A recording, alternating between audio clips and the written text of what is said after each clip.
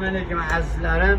Xo'sh, undan keyinchi degani mana sizlarga egalaridan 2019 178 ming yurgan Gentra 3 fayzli gazlari bor tayyor.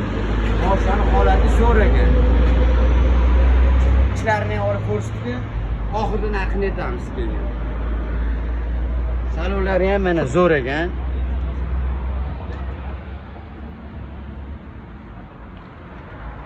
Bonusiga metan gazi ham bor ekan.